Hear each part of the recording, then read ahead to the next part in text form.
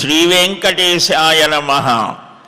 హరే రామ రామ రామ హరే హరే, హరే కృష్ణ కృష్ణ కృష్ణ హరే హరే.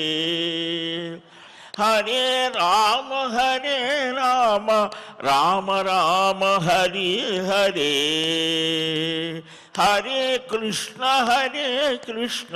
కృష్ణ కృష్ణ హరే హరే. శుక్లాంబరధరం విష్ణుం శశివర్ణం చతుర్భుజం ప్రసన్నవదనం ధ్యాయేత్ సర్వవిఘ్నోపశాంతయే.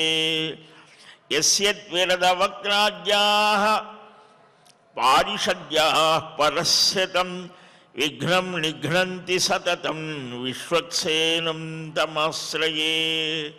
నమః శ్రీ వెంకటేశాయ నమో బ్రహ్మోదరాయ చ నమః శాంతాయ కృష్ణాయ నమస్తే అద్భుత కర్మణి అప్రాకృత శరీరాయ శ్రీనివాసాయ తే నమః.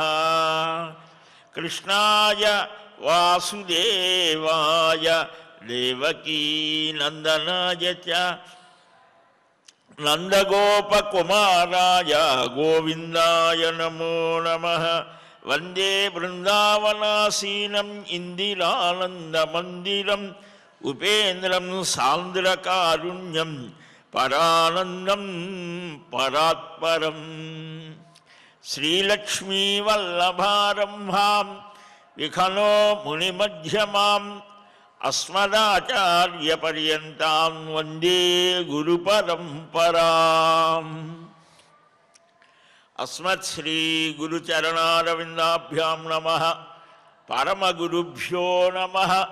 సర్వగురుభ్యో నమః. సూత ఉవాచ శ్రుత్వా సనందనస్యేత్థం వచనం నారదో మునిః అసంతుష్ట ఇవ ప్రాహ భ్రాతరం తం సనందనం. సాక్షాత్తుగా శ్రీమన్నారాయణుడే కొలువై ఉన్నటువంటి పరమ పవిత్రమైన వెంకటాచలంలో అడుగు పెడితేనే మనకొక ధైర్యం వస్తుంది. ఏ సమస్యనైనా సరే ఎదుర్కొనేటువంటి సామర్థ్యం కలుగుతుంది. సమస్యలు ఎక్కడికి పోవు, కానీ దాన్ని ఎదుర్కొనేటువంటి సామర్థ్యాన్ని ఆయన ఇస్తాడట. అదే భగవచ్ఛక్తి. ఆ భగవత్ తత్వాన్ని మనం ఏ విధంగా గ్రహించాలో దాన్ని మనకు అనేక ప్రక్రియలలో మహర్షాదులు భగవద్ ఆదేశంతో, భగవద్ ఆజ్ఞతో, భగవత్ శక్తితో మనకు ప్రసాదించారు. అవే పురాణ వాన్మయం. వేద ఇతిహాస పురాణ శాస్త్ర ప్రబంధ వాన్మయం అంతా కూడా మనకు ఈ చిత్తస్థైర్యాన్ని ఇవ్వడానికే వచ్చాయి. ఇవాళ మనకు వైజ్ఞానికవేత్తలు కానీ వైద్యులు కానీ అందరూ ఏం చెప్తున్నారు? నీ మనస్సే రోగాలకు కానీ ఆరోగ్యానికి కానీ ఇంకా ఇతరమైనటువంటి దేనికైనా కారణం నువ్వే. ఎవడి మీద పెట్టుకోవటల్లా. అంటే మనకు కూడా వచ్చేటువంటి అనేక బాధలకు కానీ గృహ సంబంధం కానీ ఏటికైనా నువ్వే కారణం. కాబట్టి అడితిరిగి ఎక్కడికి వచ్చింది? మన మీదకే వచ్చింది. కాబట్టి దీన్ని క్లియర్ చేసుకోవాల్సింది కూడా ఎవరు? మనమే. ఈ నిన్నటిదాకా మనం చెప్పుకున్నాం, నారద మహర్షి ఎన్ని రకాల ప్రశ్నలు అడిగాడు. అసలు నారదుడేనా ఇవన్నీ అడిగినవి, లేకపోతే మనం అడిగానా అంటే అంతగా నారద మహర్షి చిట్ట చివరి వ్యక్తికి కూడా వచ్చేటువంటి సందేహాలు ఏవైతే ఉంటాయో అవన్నీ ఆ గురుస్థానంలో ఉన్నటువంటి సనందన మహర్షిని అడిగాడు. ఆయన కూడా చెప్పారు. అందుకనే పురాణాలు సర్వశాస్త్ర విజ్ఞాన కోశాలు. ఇక అన్నీ ఉంటాయి దాంట్లో. ఒక సూపర్ మార్కెట్కి వెళితే మనకు కావలసినవేవో తీసుకున్నట్టుగా వేద విజ్ఞానమే అంతా ఒక్కదానికోసమే రాలా, ఒక్క తత్వాన్ని చెప్పడానికి కోసమే రాలి. వైద్య విషయాలు వస్తాయి, ఇంకా సాహిత్య విషయాలు, శాస్త్ర విషయాలు అన్నీ వస్తాయి. ఎవరికి ఏది కావాలో అది తీసుకోవాలి. ఒక తల్లి దగ్గర ఏ విధమైన సహనం, ఓర్పు ఉండి ఆ తల్లి 10 మంది పిల్లలు, అంటే ఇప్పుడు లేదనుకోండి, ఒకప్పుడు 10 మంది 20 మంది దాకా కూడా కన్నవాళ్ళు ఉన్నారు. అంతమందికి కూడా వారికి తగినటువంటి ఆహార విహారాలు, ఆలోచనలు చెప్పేది తల్లి. ఇంతకంటే మేనేజ్మెంటే ఉన్నది, స్కిల్స్. కాబట్టి ఎక్కడికెక్కడికో వెళ్ళక్కర్లేదు. మనం బాగా ఆలోచించుకుంటే మన సంస్కృతిలో, మన సంప్రదాయంలో, మన ఇంటిలోనే అన్నీ దొరుకుతాయి. మనం ఆ దృష్టిలో చూస్తే మనం ఇప్పుడు ఇల్లు వదిలేసాం. ఆఫీసే ఇల్లు, లేకపోతే వీధే ఇల్లు, ఎక్కడో ఏదో ఉందని తిరుగుతున్నాం. లేదురా నీ ఇంట్లోనే ఉన్నది అని మళ్ళా చెప్తాం. ఇంటిలో ఏమున్నది అంటే అమ్మ, నాన్న, అన్న, తమ్ముడు, భార్య, భర్త, పిల్లలు, వీరందరూ కలిసిమెలిసి హాయిగా ఆనందంగా ఉంటే దాంట్లో రాని విషయాలు ఉండవు. అందుకని మహర్షి మనం నారద మహాపురాణంలో నిన్నటిదాకా చెప్పుకున్నాం తత్వ విషయాలు. ఈ తత్వశాస్త్రం మనుష్యుడికి మాత్రమే ఉన్నది. ఇతర విషయాలన్నీ కూడా పశుపక్షాదులకు మనకు సమానమే. ఆహారం తినడం కానీ, నిద్రపోవటం కానీ, పిల్లల్ని కనడం కానీ దానికి శాస్త్రాలతో పని లేదు కదా. దానికి కూడా చెప్పాడు. దేనికి? వాటికి పశుపక్షాదులకైతే అక్కర్లేదు. మనుష్యుడికి కొన్ని ధర్మాలు ఉన్నాయిరా. ఇదిగో ఈ దాంపత్య ధర్మం, అమావాస్య, పూర్ణిమ, ఏకాదశి ఇటువంటి రోజులు వదిలిపెట్టేసాయి. ఇదిగో ఇలాగ చెయ్యి. ఏ ఆహారం తీసుకుంటే ఎలాంటి ఉత్తమమైన సంతానం కలగాలంటే నువ్వేం చెయ్యాలి, సమాజం ఎలాగ ఉంటోంది, ఇవి కూడా చెప్పారు పురాణాలు. తత్వ విషయం ఇదొక్కటే ఇక్కడే ఆగకు, ఇంకా పైకి ఉన్నతంగా వెళ్ళు. ఈ మానవ జన్మని సార్థకం చేసుకో. ఇవాళ మనకు ఏమీ ఉంటుంది? మంచి మెరుగైన జీవితం కావాలి, మంచి ఆహారం కావాలి, మంచి వస్త్రాలు. ఇక్కడితోనే ఆగటల్లా మనం ఇంకా ఏదో పొందాలి, ఇంకా ఏదో పొందాలి. ఏం పొందుతాం? ఎంతైనా ఇక్కడ మళ్ళా తిరిగి అసలు నేనేమిటనే దగ్గరికి రావాలి. నేను అంటే ఎవరు? దానికి నిన్నటి దాకా మనం చెప్పుకోవటం జరిగింది. శృత్వా సనందనస్యేత్థం, గురువుగారు చెప్పిన మాటలకు చాలా సంతోషం కలిగింది. సంతోషం కలిగినప్పుడు ఏం చెయ్యాలి? పార్టీ చేసుకోవటంగా. సంతోషం కలిగినప్పుడు భగవంతుణ్ణి స్మరించాలి. సురల్పరే సులెవ్వడంచు చూడ బంపుతో భృగుండురంబు తన్నలచ్చియోర్వకొక్కతో వసింప ఆ సరోవరంతమందు నిష్ట సల్పితీవెగావే శ్రీహరి పరాకు వెంకటాచలాధినాథమృక్కెదన్ తరంబుగాని ఈ భవాబ్ధి దాటమదిన్ దురంత చింతనుంది ఏమిదోచనట్టి వేల మత్పురాకృతం వదెట్టిదో మిముం కనంగగల్గే శ్రీహరి పరాకు వెంకటాచలాధినాథమృక్కెదన్. మహానుభావులు అక్షర రూపంలో భగవంతుణ్ణి నువ్వు ఎందుకొచ్చావయ్యా? నీ భార్య వెళ్ళిపోతే వచ్చా.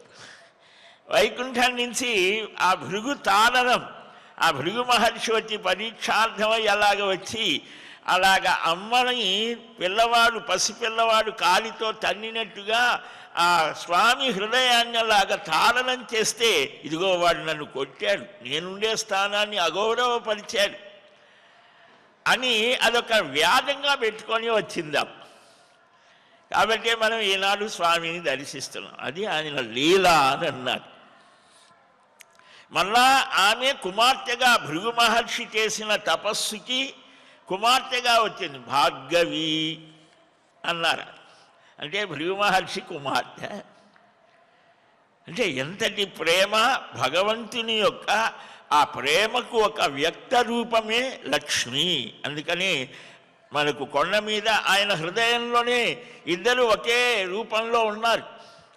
మళ్ళీ అటు ఇటు దూడకుండా నన్ను ఒక్కడినే చూస్తే చాలు, అమ్మా నేను ఇద్దరం ఉన్నాము అని ఆయన మనకు చక్కని సందేశం ఇస్తూ ఉన్నారు. కనుక ఆ భగవంతుని మీద ప్రేమ కలిగితే అక్షర రూపంలో అభివ్యక్తం అవుతుంది.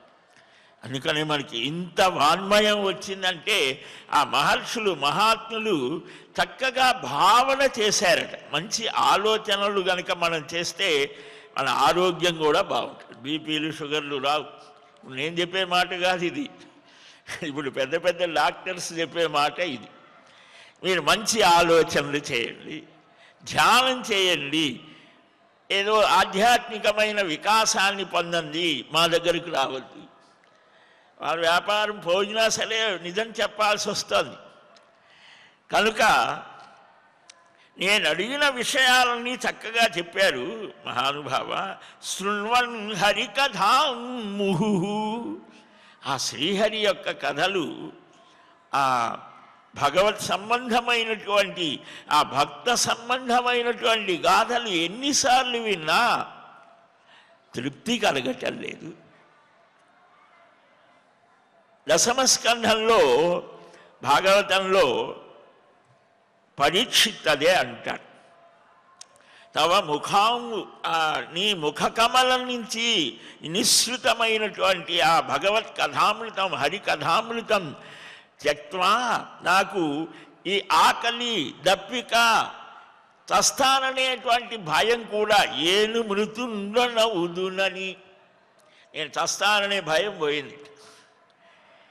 ఈ భయాన్ని వదిలించుకోవడమే కథాశ్రవణానికి ముఖ్యమైనటువంటిది. కాబట్టి ఎన్నిసార్లు విన్నా సృజతే తథాపి నాత్మా ప్రీయేత, ఆత్మకు తృప్తి కలగటం లేదయ్యా.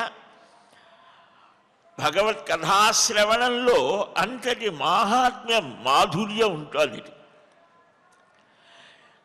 అందుకనే 88,000 మంది శౌనకాది మహర్ష్యాదులు, వారు నిరంతరం వేదాధ్యయనం చేసిన వారు, వేదోక్త కర్మాచరణ యజ్ఞయాగాదులు చేసేవారు, వారందరూ కూడా భగవంతుడు అయినటువంటి ఆ బ్రహ్మగారిని వేడుకొని మేము తపస్సు చేసే స్థానం ఒకటి చూపించామన్నారు. దర్భమయమైన చక్రాన్ని ఆయన ప్రయోగిస్తే ఆ చక్రం వచ్చి అక్కడ పట్టుకున్నదిట. ఇప్పుడు మనం చూసే నైమిషారణ్యం, తన్నైమిషం మంగళమాతనోతు, అక్కడ ఇప్పటికి కూడా ఉన్నది చక్ర తీర్థం అని. నేమి అంటే అంశు అని. ఆ చక్రం యొక్క ఆ అంశు వచ్చి అక్కడ స్పృశించింది. అక్కడనే మీరు తపస్సు చేసుకోమన్నారు. గోమతీ నదీ తీరం చాలా హాయిగా ఉంటుంది. సూత గద్దె ఉన్నది ఈనాటికి కూడా. అక్కడ అష్టాదశ పురాణాలు సూత మహర్షి శౌనకాది మహర్షులకు చెప్పారు. 88,000 మంది మహర్షులు వారు ప్రాతలు హుతహుతాగ్నయ, ఉదయం సాయంత్రం వారు చేయవలసినటువంటి ఆ కర్తవ్యాలన్నీ చేసి ఆ మిగిలిన సమయాన్ని భగవత్కథాశ్రవణంలో గడిపేవారట. మనకు అలా వచ్చినవే పురాణాలు భాగవతం అన్నీ కూడా.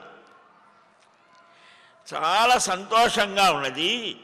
సుఖమహర్షి చాలా గొప్పవాడు కదా, వ్యాసుల వారి కుమారు. పరమధర్మాలు తెలుసుకొని అంతరంగంలో బాహిరంగా తృప్తిని మహాసిద్ధిని పొందాడని నేను విన్నానయ్యా. బ్రహ్మన్ పుంసస్తు బ్రహ్మన్ పుంసస్తు విజ్ఞానం మహతాం సేవనం వినా న జాయతే కథం ప్రాప్తో జ్ఞానం వ్యాసాత్మజో శిశు.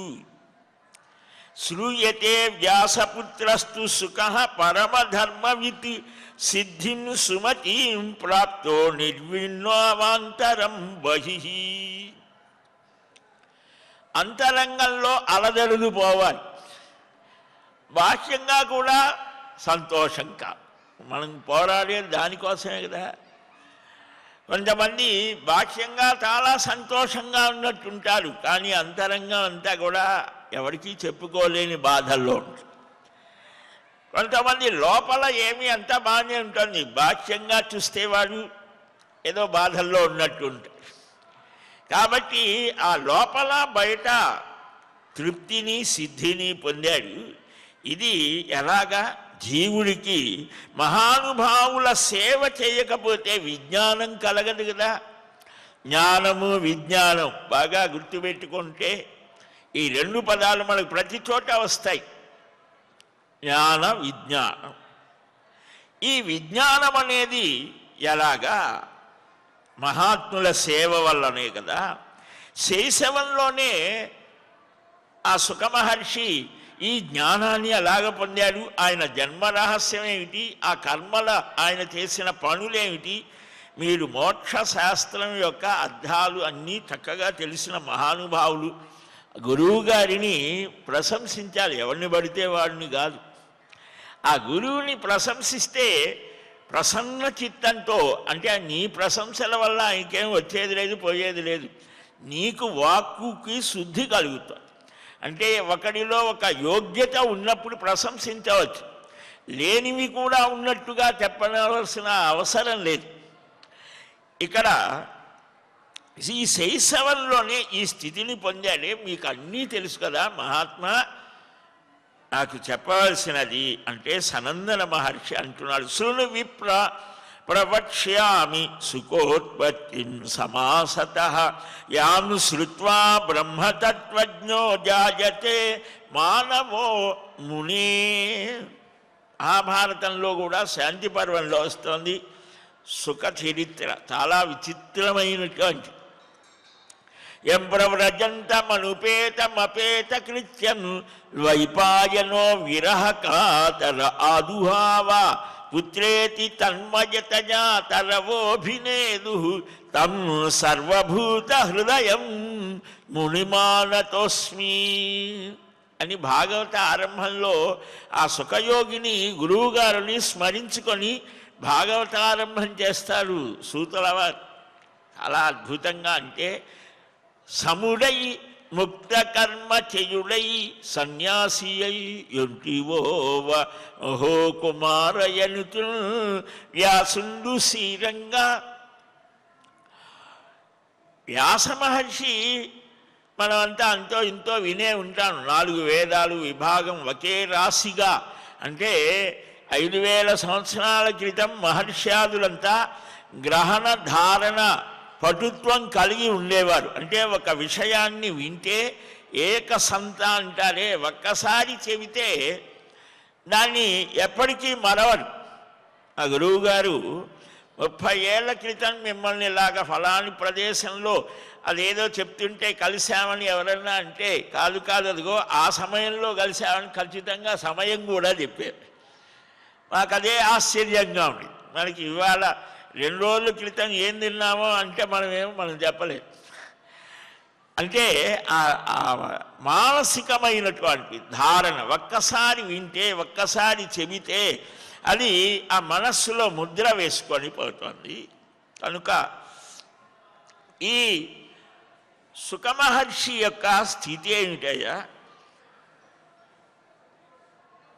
సుఖ ఉత్పత్తిని, ఆ సుఖమహర్షి ఆవిర్భావం అంటే ఇక్కడ ఆ సూత మహర్షి ఆ శుకుని యొక్క జన్మ విశేషాలని మొత్తాన్ని ఒక్క శ్లోకంలోనే చక్కగా చూపించారు. ఆ సుఖోత్పత్తిని వింటేనే చాలు విశేషం.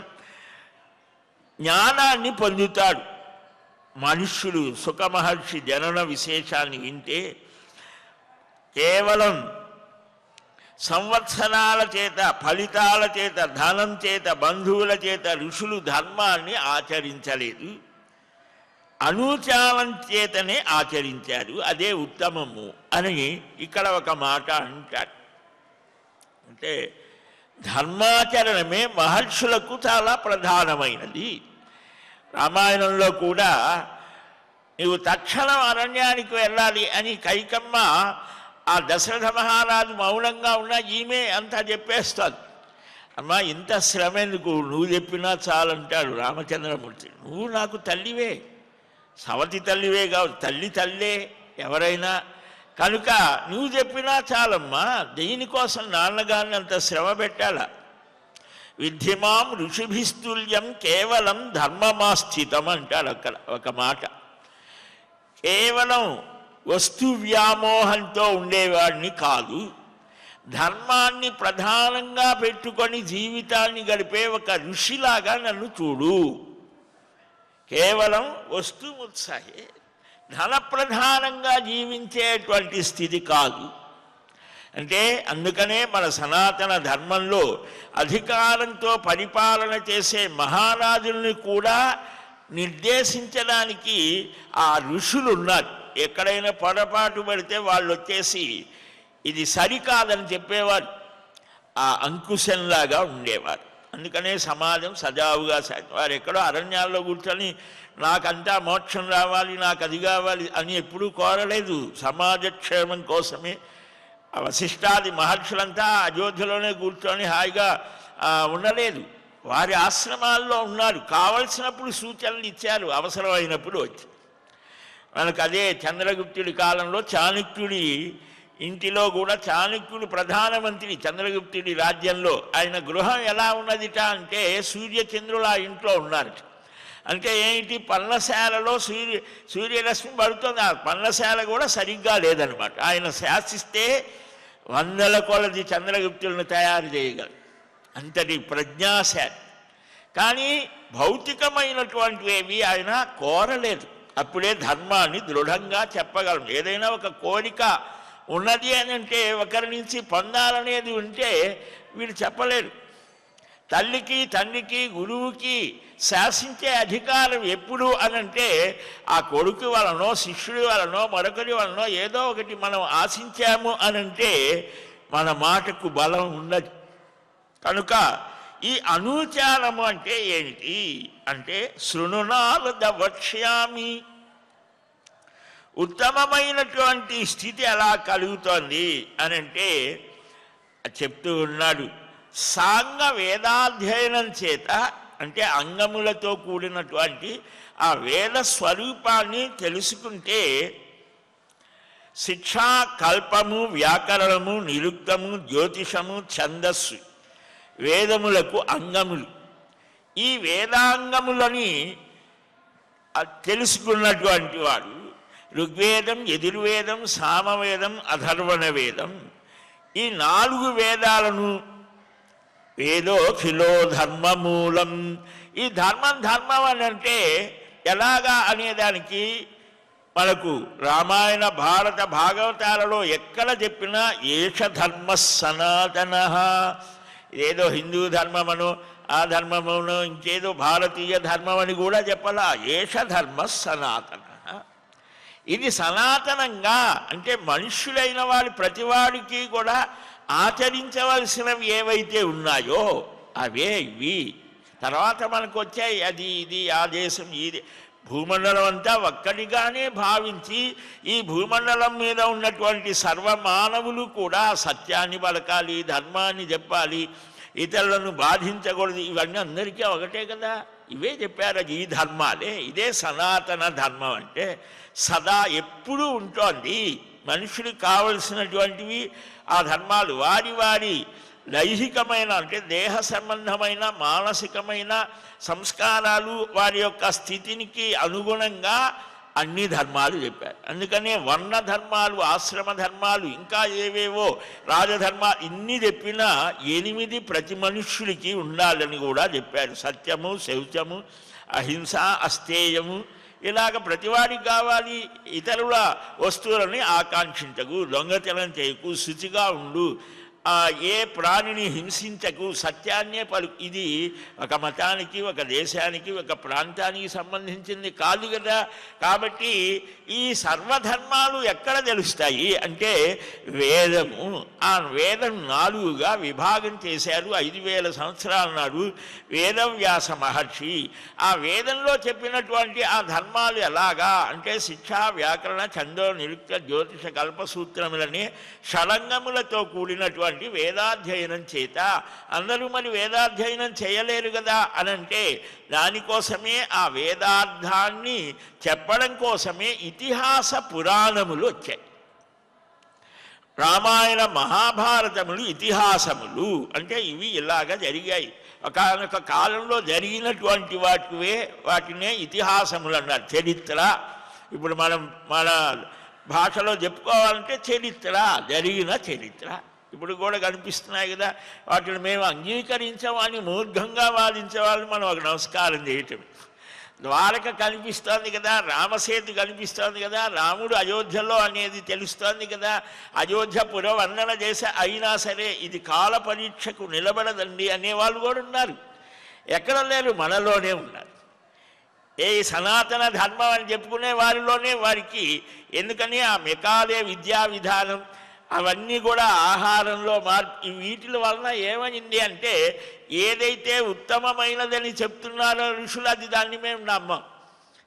సరే, నీ నమ్మకానికి ఒక నమస్కారం. మనం నమ్మటం వలన మన ఆరోగ్యం బాగుంటుంది. సరే, ఈ వేదాలు ధర్మ నిరూపణ చేస్తాయి. ఈ అధ్యయనం చేసేటువంటి వాడిని అనూచానుడు అని స్వయంగా చదువుకుంటే రాడు. గురువుగారు చెప్తారా దానికి ఆమ్నాయము అని, శృతి అని ఇలాగా పేర్లు, వాటి విశేషాలు ఇవన్నీ. అంటే అంగానాం లక్షణం బ్రూహి వేదానాంచాపి విస్తరాత్. నారద మహర్షి మళ్ళీ వెంటనే అడుగుతుంది, అదేమిటయ్యా, సరే ఇవన్నావు కదా, వాటి విషయాలు ఏమిటో, వాటి లక్షణాలు ఏమిటో చెప్పు అంటే మనం ప్రశ్నలు కూడా గురువుగారిని అలాగ అడగాలి. ప్రశ్నించడం కూడా నేర్పుతున్నది మనకు పురాణం. ఒక విషయం గురువుగారు చెప్పారు, చెప్పగానే గుడ్డిగా నమ్మటం కాదు, అడిగి తెలుసుకోవాలి, ఆచరించాలి. ఇది నారద మహర్షి మనకు చూపించిన విషయం. నారదుడు అంటే ఆయన కేవలం భక్తి ఒక్కటే కాదు, భక్తి ఆచార్యుడు. ఆయన భక్తి సూత్రాలు వ్రాశారు. కానీ దాని వెనుక ఎంత జ్ఞానాన్ని ఆర్జన చేయాలో మనకు చాంద్రోగ్య ఉపనిషత్తులో ఆయన చదువుకున్నది ఏమిటి, అక్కడ కూడా సనత్ కుమారుని అడుగుతాడు, స్వామి నేను అన్నీ చాలా చదివాను కానీ నా విషయం ఏమిటో, ఈ ఆత్మ అంటే ఏమిటో నాకు తెలియటం లేదు అని అంటే, అసలు నువ్వేం చదివావో చెప్పు అని అంటే అక్కడ 64 విద్యలు చెప్పాడు. కాబట్టి లోక విషయాలన్నిటినీ కూడా తెలుసుకోవాలి. నాకెందుకు అనుకోకూడదు, సర్వ అనుభవాల అనంతరమే భగవద్ అనుభవము. మహానుభావులు చెప్పినాడు. అంటే ఆ స్థితికి వెళ్ళిన ఇంకెక్కడ ఏమీ పొందవలసినది లేదు. అందుకనే మన వాళ్ళు చెప్తూ ఉంటారు కదా, అన్నీ క్షేత్రాలు ఇప్పుడు చాలా చిత్రమైన సమస్యలు వస్తుంటాయి. ఇంకెక్కడికైనా వెళ్ళి ఇక్కడికి చూడొచ్చా, ఇక్కడ చూసి ఇంకెక్కడికి వెళ్ళకూడదా, ఏవేవో పిచ్చి, అవన్నీ చాలా చిన్నవి. నువ్వు అవి వాటికి తాత్వికమైనటువంటివి దీనిగా చెప్పినటువంటివి. అమ్మో ఇది చేయకపోతే ఏదో నెత్తి అనుస్తా. భగవంతుడు అనేవాడు నెత్తి అనుస్తాడా? అనిస్తే భగవంతుడు అవుతాడా? ఇది కనీస ఇదనమాట. అంటే ఎందుకు చెప్పారు, నువ్వు ఎక్కడికి వెళ్ళినా ఏమి చూసినా ఇక్కడికి వచ్చిన తర్వాత ఇంకెక్కడికి వెళ్ళడం అవసరం లేదంటే ఏమిటి, ఆ పరమార్థమైనటువంటి స్థితి ఇక్కడ ఆ పరతత్వం సగుణ రూపం సాక్షాత్కారం అవుతోంది. కాబట్టి ఆ శ్రీనివాస స్వామి, ఆ వెంకటేశ్వర స్వామిని చూస్తే ఇంకా ఏమీ అక్కర్లేదంటే నువ్వేం కోరవలసినది లేదురా అని. అంతేగాని ఇక్కడికి వెళ్తే ఎక్కడికి వెళ్ళకూడదా, వెళ్ళకూడదా, కాలు కడుక్కోవాలా, చెయ్యి కడుక్కోవాలా, ఇవి కాదు మనకు కాదు. అంటే దేనికి చెప్పారది అంటే ఆ పరతత్వం, ఉపనిషత్తుల్లో చెప్పబడినటువంటి ఆ పరబ్రహ్మతత్వం ఇక్కడ రూపాన్ని ధరించి ఉన్నదిరా. ఇక్కడ గనక నువ్వు చూస్తే అంటే ఆ బ్రహ్మతత్వం, ఆ పరమాత్మతత్వం ఇక్కడ సాక్షాత్కరిస్తూ ఉంటే ఇంకా నీకు ఇతరమైనవేమిటి, ఇది మనం ఆలోచన చేయాలి. సరే, ఇక్కడ నీవు సాంగ వేదములందు అంటే అంగములతో కూడినటువంటి వేదాలన్నీ కూడా నీకు తెలుసు కదా మహాత్మా అంటే, నువ్వు నాయన చాలా కష్టమైన ప్రశ్న అడిగావు. వేదాంగముల సారాన్ని సంక్షేపంగా చెప్తాను అని సనందన మహర్షి చెప్తూ ఉన్నాడు. ఈ వేదాన్ని మనం వింటూ ఉంటాం, తిరుమలకు అడుగుపెట్టగానే వేదపారాయణులు వింటూ ఉంటాం. వాటికి స్వరప్రధానమైనటువంటిది, దానికి శిక్ష అని ఉన్నది. శిక్ష అంటే ఏదో శిక్షించడం కాదు. శిక్ష అంటే వర్ణములు, ఆ స్వరం అనేది ఎలాగ పలకాలి, ఆ వర్ణములు అంటే ఆ అక్షర సమామ్నాయం ఎలాగ ఉచ్చారణ చెయ్యాలి. వేద విధులు ఆర్చికం, గాధికం, సామికం అని స్వరశాస్త్ర సిద్ధాంతాన్ని విశేషించి ప్రయోగించాలి అని ఏకమాత్ర వ్యవధానం.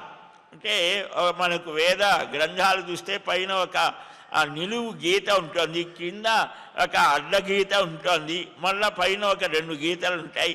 ఇవి మనం సహజంగా చూస్తే తెలుస్తూ ఉంటారు. దానికి స్వరం అని పేరు.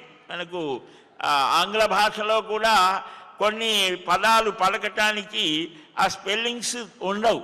రామ అని ఉందనుకోండి, RAMA ఏమవుతుంది, రమ అవుతుంది. దానికి ఒక గీత గీస్తారు, రామ దీర్ఘము. అట్లాగే అనేకం. అంటే ఆ భాషాశాస్త్రం, లింగ్విస్టిక్స్ కూడా మనకు ఉన్నది, ఆ స్వరశాస్త్రం ఉన్నది, ఈ లిపి శాస్త్రం ఉన్నది. లిపి లేదండి మీకు, అందుకనే చదివారంటే ఎంత విచిత్రమైనటువంటి చాలా మనకు ఇవాళ మన పిల్లల పుస్తకాల్లో, చరిత్ర పుస్తకాల్లో ఉంటుంది. ఋషులట ప్రకృతిని చూసి ఆటవికులు ఏదో గాలి వస్తే భయపడి, ఎండగాస్తే భయపడి, నిప్పులు చూసి భయపడి పాటలు పాడారట. అవే వేదాలని మనం పుస్తకాల్లో చదువుతున్నాం.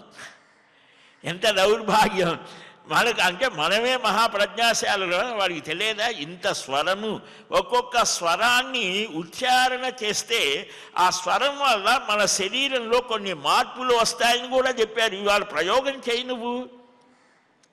ఒక మంత్రాన్ని పదే పదే ఉచ్చారణ చేస్తే, ఒక నామాన్ని, అందుకనే వేదాక్షరాన్ని ఈ ఏవైతే వేద మంత్రాలు ఏవైతే ఉన్నాయో అవన్నీ కూడా హరి అనేటువంటి ఒక అక్షరం, 2 అక్షరాలు ప్రసాదిస్తాయని కూడా వాళ్ళే చెప్పారు. హరి అనంటే ఆ సమస్తమైన వేద పారాయణ చేసిన ఫలం అని కూడా చెప్పారు. నువ్వు దానివల్ల కూడా వైబ్రేషన్స్ మన శరీరంలో ఒక శక్తివంతమైనటువంటి స్థితి ఏర్పడుతుందని చెప్పారు. ప్రయోగం చేయి నువ్వు. అవి చేయం మనం. ఏదంటే రాళ్ళు వేయటమో లేదంటే ఇది చాలా గొప్పదని నెత్తిన పెట్టి, 2 సరైనది కాదు. చాలా గొప్పది, గొప్పవాడు లేదా ఇది అని నెత్తిన పెట్టుకోవటం సరికాదు. అసలు ఇది వ్యర్థము అంటాం కూడా సరికాదు. చక్కగా దాని యొక్క విషయం వాళ్ళు చెప్పిన మాట ఏది, జ్ఞాత్వా కర్మాణి కుర్వీత, నువ్వు తెలుసుకొని చెయ్యి. నాణ్యస్పంధ అజనాయ విద్యతే, ఇదే మార్గం మేము పొందాం, మీరు కూడా పొందవచ్చు అని చెప్పారు. కాబట్టి ఈ సర్వశాస్త్ర సిద్ధాంతంగా రుక్కులలో, గాథలలో మాత్రాద్వయ వ్యవధానం కల స్వరం ప్రయోగించాలి అని, సామంలో త్రిమాత్ర వ్యవధానం అంటే ఆ స్వర ఉచ్చారణలో తేడా వస్తోంది అన్నమాట. ఇది సామాన్యంగా స్వరలక్షణమని, యజ్ఞాలలో ప్రయోగించే ఋక్సామ యజుర్ అంగములలో శిక్షాజ్ఞానం లేకపోతే అపస్వరం కలుగుతోంది. స్వరహీనం, వర్ణహీనం అయినటువంటి మంత్రాన్ని అపరిశుద్ధంగా పలికితే అభిప్రేతమైన అర్థాన్ని ఇవ్వదు. ఒక స్వరం మారితేనే అర్థం కూడా మారుతోంది. వేద పారాయణ అంటే అంత సామాన్యమైన ఇది కాదు. అందుకని దానికి చాలా నియమాలు, శుచి ఇవన్నీ చెప్పారు. దానికోసం కొన్ని కుటుంబాలనే అంకితం చేశారు. ఇప్పుడు వాళ్ళ మీద మనం రాళ్ళేయటం వాళ్ళు, వీళ్ళే దేశాన్ని నాశనం చేసే వాళ్ళని పుస్తకాల్లో రాస్తూ ఉన్నారు. ఎంత దౌర్భాగ్యం. ఒక విషయాన్ని మనం సంభాషణలోనే ఒక్క మాట వేరుగా వస్తే అర్థం మారిపోతుంది. అయ్యా దయచేయండి అన్నామనుకోండి, అంటే దయచేయండి అంటే రండి అని, అయ్యా దయచేయండి అని వ్యంగ్యంగా అంటారు, అంటే వెళ్ళిపోండి అని. అంటే ఆ అక్షరాలు ఏం మారలేదు, కానీ నీవు అనేటువంటి కాకు అంటారు, కాకు స్వరం. అబ్బో ఆయన చాలా మహానుభావుడండి అన్నాడు. చాలా మహానుభావుడండి అంటే చాలా గొప్పవాడండి. అబ్బో ఆయన చాలా గొప్పవాడు అంటే ఏమిటి, వెక్కిరించినట్టు. అది పసిపిల్లవాడికి కూడా తెలుస్తుంది కదా. అంటే అక్షరాలు ఏం మారలేదు కదా. ఏం మారింది, నీ ఆ భాష యొక్క ఆ స్వరం మారి, నీ యొక్క ఆ స్థితిని బట్టి యువతల వాడికి తెలిసిపోతుంది. అలాగని ఒక్క అక్షరం ఒక్క స్వరం మారితే వేదం అర్థాన్ని మార్చి వేస్తోంది. దానివల్ల తీవ్ర ప్రభావాలు కలుగుతాయన్నారు. వేదం చదవటానికి మాకు అది లేదండి ఇది లేదండి అంటే దానికి ఇన్ని నియమాలు, వాడు అసలు ఏమీ కోరకుండా చదివి దానికోసం లోకానికి ఉద్ధారణ చెయ్యాలి అని కూడా వాగ్వజ్రము అని కూడా చెప్పారు. అంటే ఆ వాక్కే వజ్రాయుధమై వాడిని చంపుతుంది స్వరం సరిగ్గా లేకపోతే. కాబట్టి అన్ని నియమాలు చెప్పారు. 12 సంవత్సరాలు వాడు కష్టపడి ఆ స్వరం ఏమిటో తెలుసుకోవాలి, ఆ గురువుగారు చెప్పినట్టుగా పలకాలి. దానివల్ల లోకానికి ఏమిటి ప్రయోజనం ఏదైనా ఉన్నదా అంటే దాని విషయాల్ని మళ్ళా రేపు మనం సకాలంలో గ్రహిద్దాం. శ్రీకృష్ణ గోవింద హరే మురారే హే నాథ నారాయణ వాసుదేవ గోవింద జయ జయ గోపాల జయ జయ రాధారమణ హరి గోవింద జయ జయ. హరే రామ రామ రామ హరే హరే, హరే కృష్ణ కృష్ణ కృష్ణ హరే హరే. స్వస్తి ప్రజాభ్యః పరిపాలయంతాం న్యాయ్యేన మార్గేణ మహీం మహీశాః. గోబ్రాహ్మణేభ్యः శుభమస్తు నిత్యం. లోకాः సమస్తాः సుఖినో భవంతు. శ్రేయఃకాంతాయ కళ్యాణ నిధయేర్థినాం శ్రీవేంకటనివాసాయ శ్రీనివాసాయ మంగళం. వలం విష్ణోః ప్రవర్ధతాం. సర్వం శ్రీకృష్ణార్పణమస్తు. వాసుదేవ నారాయణ ముకుంద మాధవ శ్రీహరి గోవింద వాసుదేవ. ఏడుకొండలవాడ వెంకటరమణ గోవింద గోవింద గోవింద గోవింద.